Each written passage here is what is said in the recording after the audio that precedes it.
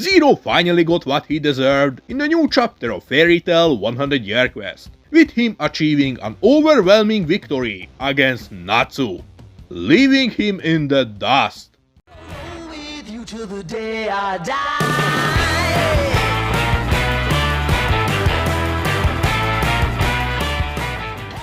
The new chapter is out, and as the previous one, this chapter is also heavily fight-oriented.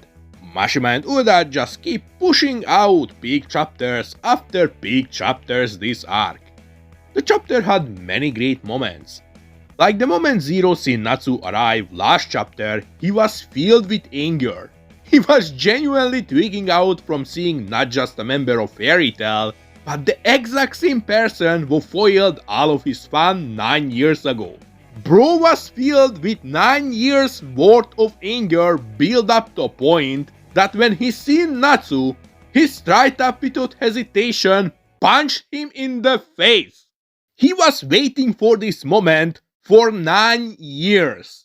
At this point it is hard to tell if he is furious or happy to see him so he could beat his ass. At one point he even says, "Alright Natsu, I've been reborn. I'll show you my new power," like some kid happy to show his teacher the drawing they made. Natsu must have lived rent-free in his head for years, to the point that Zero developed some kind of obsession with him. But one thing is for sure, he ain't pulling no punches as he went all out. Bro unleashed Genesis Zero on him, marking the second time the spell was unleashed in the manga. But like the first time, Natsu once again overpowered the spell with sheer will and guts, burning it away with his full magic release. Then he unleashed the exact same spell what defeated Zero 9 years ago, ramming into him with full force, just for Zero to block it with his bare hands, and hit Natsu with a combo spell, causing a massive explosion. After the dust settled, Natsu was utterly defeated by the hands of Zero. Zero finally got his sweet revenge. After 9 years, Zero finally got to beat Natsu, fulfilling his dream. Zero straight up folded Natsu like a pretzel. その惨めな幻想をこの右手でぶち殺す Expect all this was nothing more than an illusion created by Midnight, catching his father off guard with the meanest guts punch ever, dealing both physical and emotional damage. Midnight gave Zero the Toma treatment with shattering his illusions. I can't explain how dirty this was by Midnight. Zero spent 9 years waiting for his get back on Natsu, and Midnight didn't just took the opportunity out of his mouth, but he full on let him believe he was having an all-out fight with Natsu. He even made sure that Zero beat Natsu in this illusion just to shatter it. This is some next level pettiness. You can hear the pain from Zero's voice. You can hear how hurt he was by this. Natsu lived 9 years rent-free in his head. And to top it off, when Zero started to question if Natsu was even here to begin with, Midnight straight up told him yes. But he left, dealing extra emotional damage to him by revealing that the person he was obsessed to beat doesn't care about him enough to even consider throwing hands. This was peak cinema. Midnight played him like a violin. But Zero wasn't the only person who fallen for this. I actually seen some fans themselves fall for Midnight's genjutsu. In fact, I myself have fallen for this for a short time, until Natsu said full magic release. That gave it away right away. Like, when was the last time you see Natsu go all out at the start of a fight? Never, that's the answer.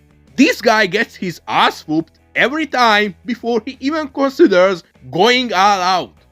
But the fight was also filled with other implications that it was an illusion, like Natsu using the exact same move he did to finish Zero last time, or that Zero even remotely stood a chance against Natsu instead of getting one-tapped. I mean, let's get real.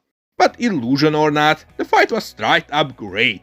Mashima and Ueda went all out for a fight that was entirely in Zero's head. They put in the extra work just to sell it. I respect that.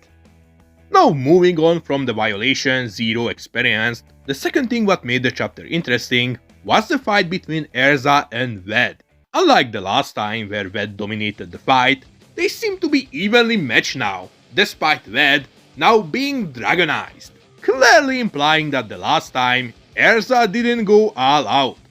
But on a second thought actually makes a lot of sense. Who would go all out in a fight against a rando who just picked a fight with you out of the nowhere? Anyway, but the fight itself wasn't the best part.